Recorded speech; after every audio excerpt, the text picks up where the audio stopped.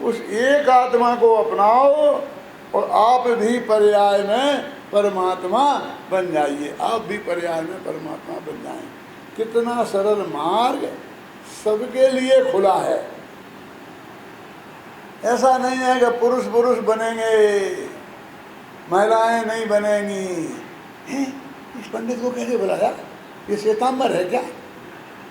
क्यों क्यों? ये तो कह रहा है पुरुष भी मोक्ष चले जाएंगे और महिलाएं भी चली जाएंगी।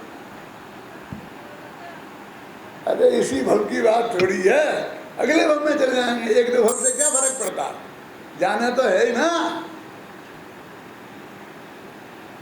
समझे ना? जाना तो सबको मोक्ष है, विधि एक ही है। क्या विधि है? कि इस भगवान आत्मा की पूजा करना, इस आत्मा की साधना करना, इस भगवान आत्मा की आराधना करना। और वो कैसे की जाती है? कि इसे जानो और जानते रहो, बस खत्म, खेल खत्म। जानो और ऐसा जानो कि यही मैं हूं, ऐसा मानो कि यही मैं हूं। और अब क्या करें? जानते रहो, और क्या करना? पूरा मोक्ष मार्ग हो गया। सम्यक दर्शन ज्ञान चारे तो गया। हाँ, जानना सम्यक ज्ञान, यही मैं हूं ऐसा जानना सम्यक दर्शन, मानना सम्यक दर्शन, और फिर उसी को लगातार जानते रहना, इसका नाम ध्यान है। कितना सरल काम है। जानना भी खुद को और जानेगा भी खुद। कल कहा था ना, तस्वीरे खुदा हृदय के आईने में है, जब चाही गर्दन झुकाई देख ली। दूसरी जगह थोड़ी जाना है। खुदा की तस्वीर तो हमारे हृदय के दर्पण में है। जब देखना है तब गर्दन झुकाएंगे, वो देख लेंगे। तब वो कहता है जैनी कि नहीं जची हमें। क्यों नहीं जची? कि गर्दन झुकानी पड़ेगी। गर्दन झुकाई लिखा ना, देख ली। और वो भी मैं आत्मा नहीं दिखेगा, खुदा दिखेगा। अरे खुदा भी नहीं दिखेगा, खुदा की तस्वीर दिखेगी। इस भाव नहीं प्रसादा। क्या कहना? तस्वीर खुदा हृदय के आईने में है, जब चाही गर्दन झुकाई देख ली। कि खुदा की तस्वीर नहीं देखना है हमें। हमें तो खुदा को नहीं देखना है, हमें तो खुद को देखना है। जैन धर्म तो कहता है खुद को देखने का नाम है, खुदा को देखने का नाम जैन धर्म नहीं है। साहब कुछ नहीं करना पड़ेगा, कुछ नहीं करना पड़ेगा, कुछ नहीं करना पड़ेगा। अभी तो कह रहे थे कुछ झुकाना पड़ेगा।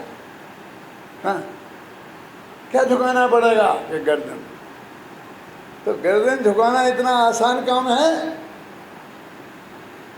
जब हम रात्रि में सोते हैं कभी और गर्दन टेढ़ी पड़ी रहती है, तो सुबह उठते हैं तो जरा से हिलाने में प्राण निकलते हैं। तुमने कहती गर्दन झुकाई देख ली। और पर हम तो उस देश के वासी हैं, हम उस देश के वासी हैं। गर्दन कटा सकते हैं पर गर्दन झुका सकते नहीं। तुमने कह दिया गर्दन झुकाई देख ली, बस। गर्दन झुकाना इतना आसान काम है स्वाभिमानियों के लिए। हम कहीं गर्दन झुकाने वाले नहीं हैं, खुदा के दरबार में भी नहीं, जिनेंद्र भगवान के दरबार। घबराना नहीं, असली धर्म समझना है तो।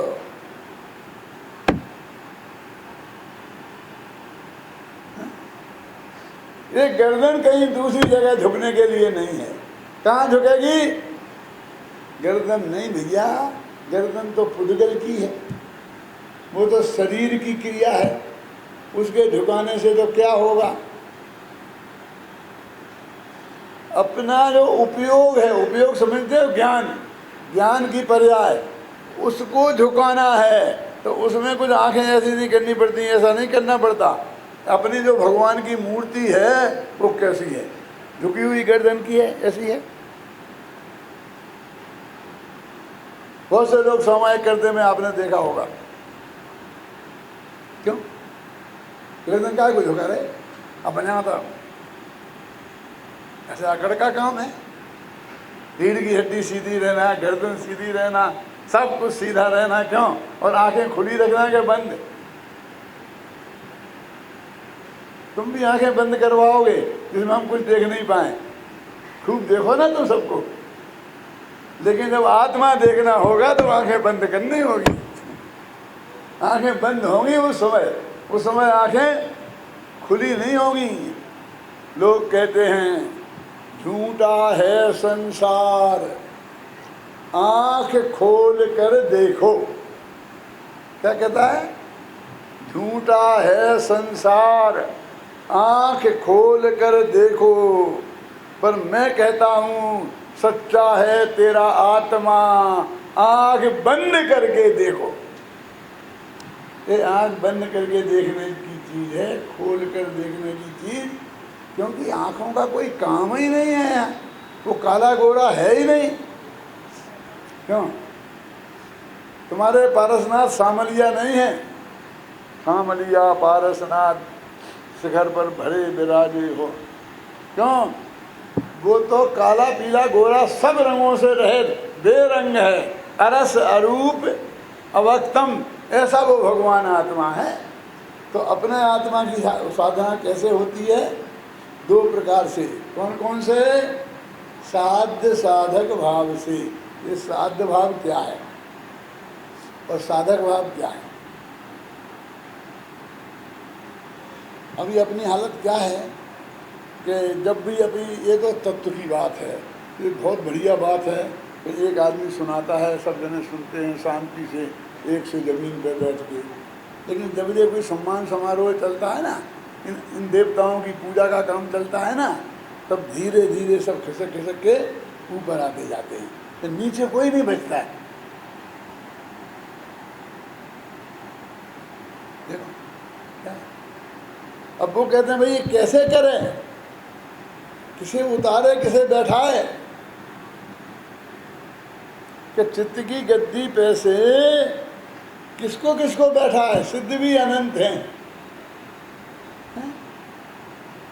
वो कहते कोई नहीं, एक पर के झटके में सब साफ। एक पर आत्मा के ध्यान से धर्म नहीं होता, पुण्य होता है एक झटके में। अब अकेला अपना आत्मा बचा, तो ये अकेले इस आत्मा की आराधना करना है, माने कितनी बादाम लगेंगी? ये बादाम वाला भगवान नहीं है, कुछ नहीं लगेगा, बस तेरा उपयोग लगेगा। आप हमसे कहो पंडित जी आपको क्या चाहिए, फरमा दो, हम देने को तैयार हैं। मैंने कहा भैया तुम्हारा थोड़ा ध्यान चाहिए कि मेरी बात ध्यान से सुनो, और कुछ नहीं चाहिए मुझे। यहाँ वहाँ मत देखो, कम से कम 1 घंटा मुझे दिया है तो इसी बात को ध्यान से सुनो। मैं सिर्फ ये चाहता हूँ। तो वो कहते हैं भैया जब आत्मा को देखो तो आत्मा क्या चाहता है कि बस तुम उसे देखो। वो हाजिर हुजूर भगवान हैं, अपने मंदिर में भगवान विराजमान है ना, अपन को दर्शन करना है तो कब करें? कि तुम नक्की करो कब करना है। भगवान तो बेचारा 24 घंटा बैठा है तुम्हारे इंतजार में, तुम जब जाओगे तब हाजिर कर लो दर्शन। मना नहीं करेगा। रात के 2 बजे जाओगे तो भगवान मना करेंगे? ऐसे ही अपना भगवान आत्मा हाजिर हुजूर है, 24 घंटा बैठा है कि कब करें उसकी आराधना, कि जब तुम्हें करना हो, रात के 2 बजे करो, 3 बजे करो, दिन के करो, जब करना हो करो। माने आत्मा के दर्शन जब चाहो तब करो, उसमें कोई प्रतिबंध नहीं है, रात्रि भोजन का दोष नहीं लगेगा। क्यों? कि कैसे करें, कि कैसे माने क्या, कि साध्य भाव से कि साधक भाव से। अब ये साध्य भाव क्या है और साधक भाव क्या है? मेरे विद्यार्थियों को छोड़ करके बाकी कोई हाथ उठा के बताए कि वो जानता है कि नहीं जानता है। तुम नहीं है मेरे विद्यार्थी।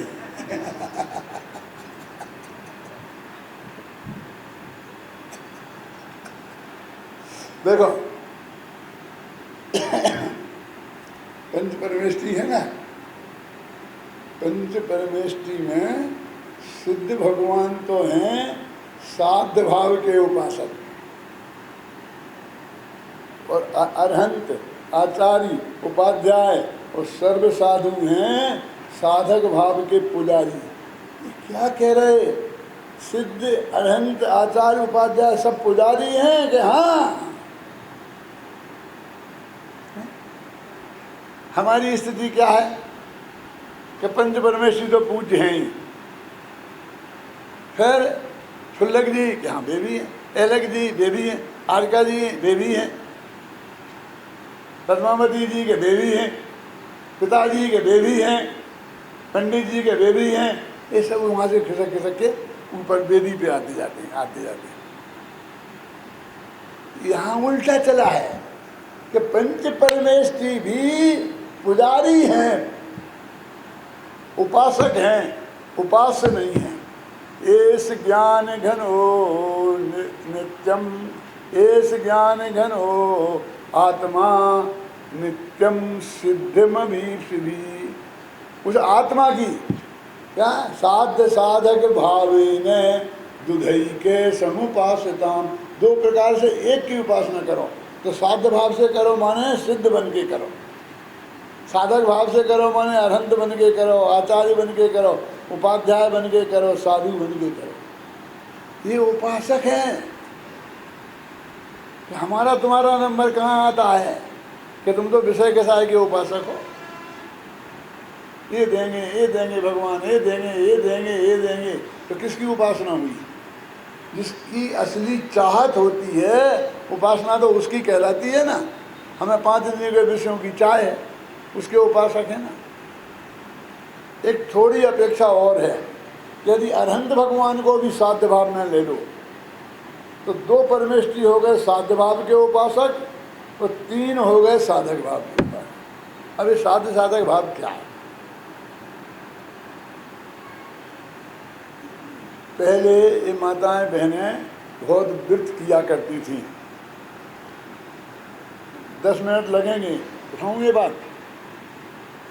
माताएं बहनें बहुत व्रत किया करती थी और फिर इनका उद्यापन करा करती थी। और उद्यापन करती थी तो पंडित आकर के पूजा पाठ कराता था और फिर वो कुछ दान वगैरह देती थी मंदिर को, और इनको जो भी मंदिर में जिनवाणी भेंट करती थी, ऐसा होता था ना। अभी चलता है वो कि बंद हो गया। फिर जो भी हो उसको बोलते थे मैंने व्रत का उद्यापन किया।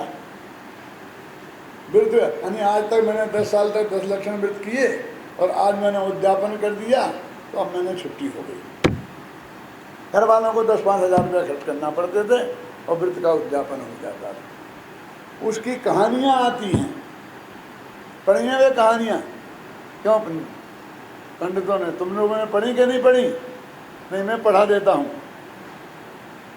उद्यापन की सकती न हो तो व्रत दूनो करियो जो, जम्बू दीप दीपन में सार, भरत क्षेत्रता में सुखकार, एक समय विपुला चलती सबो शरण आयो महावीर। ऐसी कहानियाँ हैं बहुत।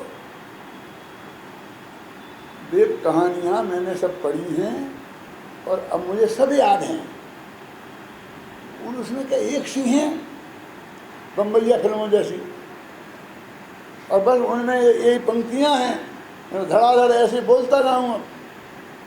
आपको कहानी सुना दूंगा पूरी, ऐसा हुआ, ऐसा हुआ, ऐसा हुआ। दिव्यला तो चल तीर पे भगवान का संरोषण आया, उसमें राजा सैनिक पूछे, उनने पूछे महाराज आज तो मैं धन्य कुमार की कहानी सुनूंगा।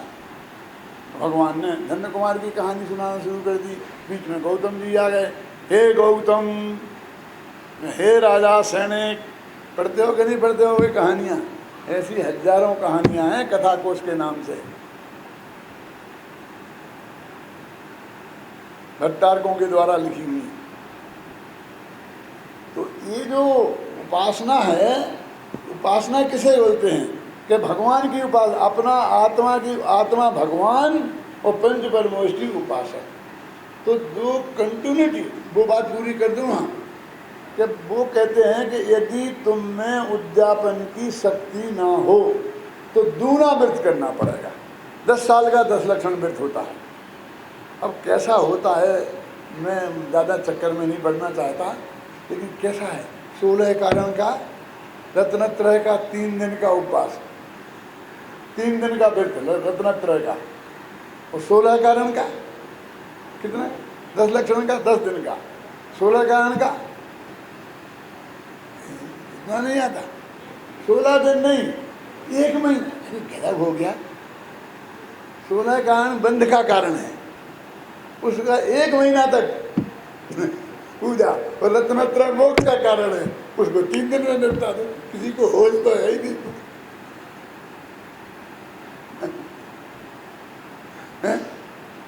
ऐसा नहीं है कि फूटी आंख विवेक की, कहा करे जगदीश, कंचनिया को 300 मनी राम को 30।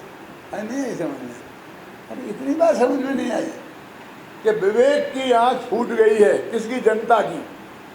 फूटी आंख विवेक की, कहा करे जगदीश, भगवान क्या करे बेचारा, कहा करे जगदीश।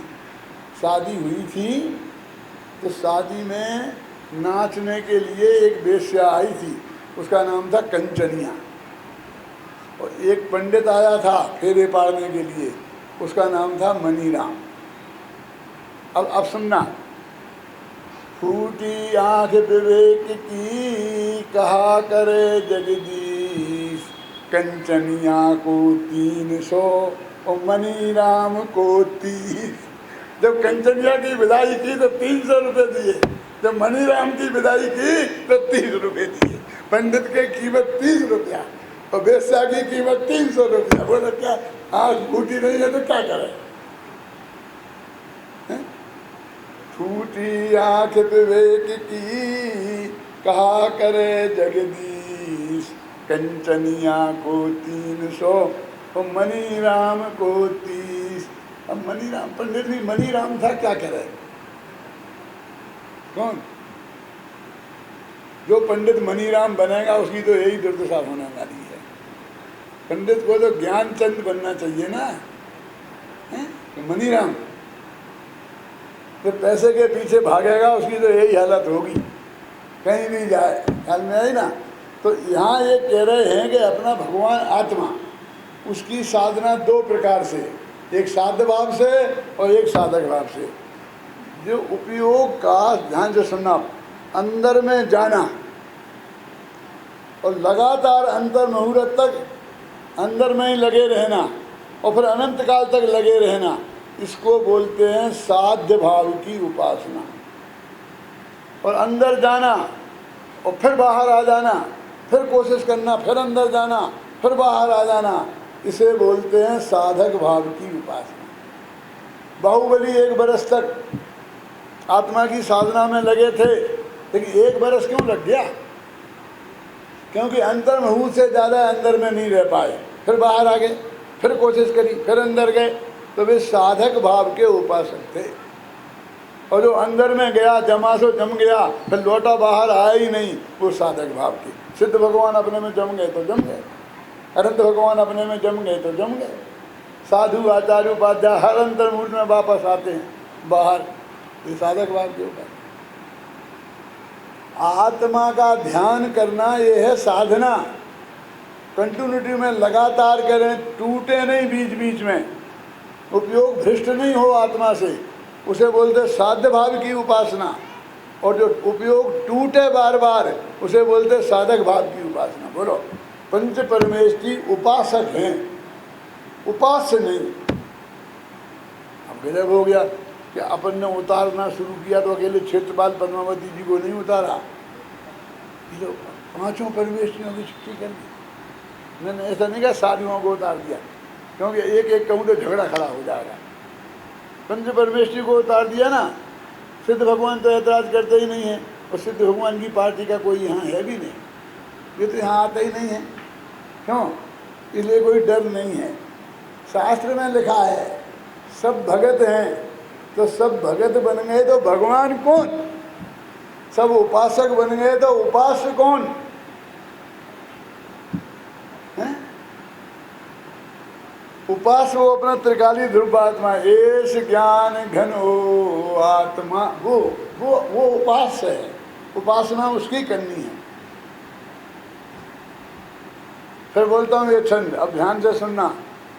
एस ज्ञान घन हो आत्मा नित्यम सिद्धमभीक्षवी साध्य साधक भावे न दुधई के समुपासताम। दुधा माने दो प्रकार से, साध्य भाव से और साधक भाव से। एक माने एक आत्मा की उपासना कर, उपासना करने योग्य एक अपना त्रिकाली ध्रुव भगवान आत्मा ही है और कोई नहीं। उसकी उपासना अंतर मुहूर्त तक की तो गारंटी से केवल ज्ञान होगा। केवल ज्ञान होगा माने तुमसे हम भगवान बन जाओगे। ये विधि है जैन शास्त्रों में, बिल्कुल एक एक अक्षर है। मैं सबसे चर्चा करने को तैयार हूँ, हिंदुस्तान और पाकिस्तान जहाँ से भी कोई आवे, विदेश क्षेत्र से, यहाँ से वहाँ से जहाँ से भी आए, सबसे मार्ग तो एक ही है। क्यों? और मैं एक ही सुनाता हूँ सारी दुनिया को।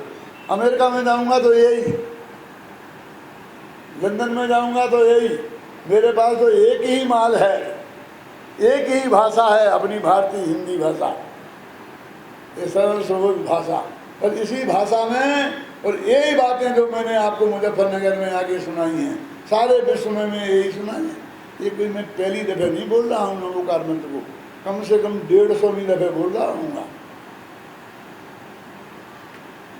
जब मेरा 75वां जन्मदिन मनाया गया था तो मैं 264 गाँव में गया था और हर गांव में नवोकार मंत्र सुनाया मैंने। RSS के वो है ना लीडर, क्या नाम, मोहन भागवत, वो भी मेरी सभा में नवोकार मंत्र का सुन के गए हैं। 10 मिनट की मंजूरी दे के आए थे, 1.5 घंटा बैठे रहे, बोले और सुनाओ गुरु जी, और सुनाओ गुरु जी। तो एक दिन में भी सुना देते हो, हाँ आधा घंटे में भी सुना देते हैं, और 8 दिन में भी सुना देते हो कि हाँ पूजा 3 प्रकार की छोटी बड़ी मझोल, जब जैसा मौका लगे तब देसी भी खोल। इस तरह नवोकार मंत्र। क्यों? कौन पूज्य है, कौन पूजक है, समझे ना। ये पंच परमेष्ठी भी उस भगवान आत्मा के क्या हैं, उपासक हैं। गाथा कौन सी? अष्टपहर के मोक्ष पहाड़ की 103वीं। इसका पद्यानुवाद है, किसी को याद है? अष्टपहर का पद्यानुवाद किसी को याद होगा तो सुना सकता है। बोलो बोलो भाई, बोलो कौन है? दो स्पीकर दो उसको भैया। हाँ हाँ सुनना, बहुत अच्छी गाथा है। अरहंत सिद्धाचार्य पाठक साधु हैं, परमेष्ठि पण सब आत्मा की अवस्थाएं, आत्मा ही है शरण। सम्यक सुदर्शन ज्ञान तप समभाव सम्यक आचरण, सब आत्मा की अवस्थाएं, आत्मा ही है शरण। वो ये तो मालूम 104 और 5 हैं, 103 सुनना है। यहाँ अष्टपहर होगा, यदि जयपुर से छपा तो उसमें होगा, नहीं पद्यानुवाद में होगा। उसमें का अर्थ ये है गाथा का कि जिनको सारी दुनिया नमस्कार करती है वो जिनको नमस्कार करें, जिसका ध्यान सारी दुनिया करती है वो जिसका ध्यान करें। माने अरहंत सिद्ध, इनकी सारी दुनिया नमस्कार करती है, सारी दुनिया ध्यान करती है, सारी दुनिया आराधना करती है, साधना करती है, तो जे जिसकी आराधना साधना करें वो है भगवान आत्मा, और मैं तो उसकी शरण में जाता हूँ।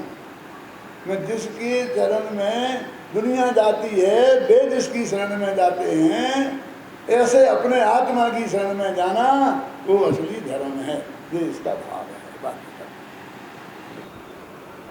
अपन को एक ही काम करना है, और जिसके बारे में अपना एक कल छंद में आया था, एष ज्ञान घनो नित्यम, एष ज्ञान घनो आत्मा, नित्यम सिद्धिम अभीक्ष भी। इस ज्ञान के घन पिंड भगवान आत्मा को जो सिद्धि की कामना करते हैं, उन्हें एकमात्र इसका ध्यान 24 घंटा करना है। तो ये दिनचर्या। अपनी बेटी की 8 दिन बाद शादी हो तो आप दिनचर्या बनाते हैं तो इतने बजे से इतने बजे तक मैं बेटी की शादी का काम करूँगा।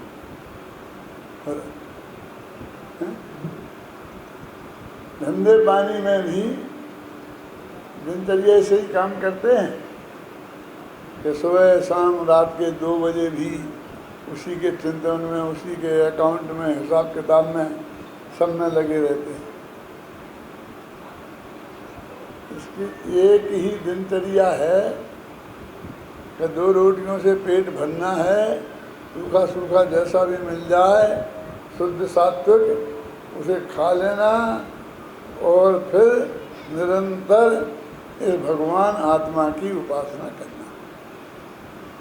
कल तो इतना कहा था ना, साध्य साधक भावे ने दुधई कहे समुपासताम। चाहे साध्य भाव से उपासना करो और चाहे साधक भाव से उपासना करो, पर इस एक आत्मा की 2 प्रकार से उपासना करो। उपासना करने योग्य तो बस एक भगवान आत्मा है। साधना, उपासना, आराधना, जो भी नाम देना हो आपको, उन सब का एक ही अर्थ है, क्योंकि उपास्य उपासक भाव 2 द्रव्यों के बीच में नहीं बनता निश्चय से। तो अपने आत्मा में ही अपनी जो पर्याय हैं वे साधक और अपना ही आत्मा साध्य, और साध्य में और ध्येय में अंतर है। साध्य बोलते हैं अरहंत सिद्ध दशा को, और ध्येय बोलते हैं उस त्रिकाली ध्रुव भगवान आत्मा को जो दृष्टि का विषय है। हमें हमारे लिए यही साध्य है, यही ध्येय है, ऐसा नहीं है। ध्येय अलग है, साध्य अलग है। मैंने एक किताब इसलिए मंगाई है कि नमोकार महामंत्र नाम की ही किताब है, और आपको बता रहा हूँ इसलिए नहीं कि आज हमारी किताब बिक जाए, एक भी वहाँ नहीं है। तो मैंने कहा था एक किताब आज रखवाना, तो सुमति जी ने अपने घर से मंगाई है, वहाँ नहीं मिलेगी। मैं तो आपको सिर्फ इसलिए बता रहा हूँ, मैं एक पेज का कुछ हिस्सा आपको पढ़वाना चाहता था। देखो पेज नंबर 15 पर है, निज भगवान आत्मा की उपासना 2 प्रकार से होती है, साध्य भाव से और साधक भाव से। अब आगे के पैरे में ध्यान से सुनना, साध्य साधक भाव में क्या अंतर है।